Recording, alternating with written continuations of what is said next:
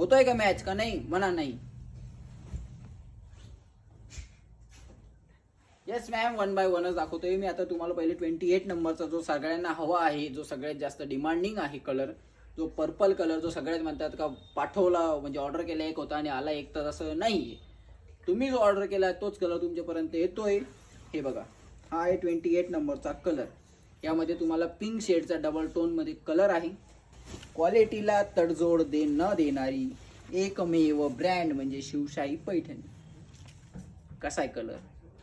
Price किती? तर 1650 आणि 100 रुपये शिपिंग आहे.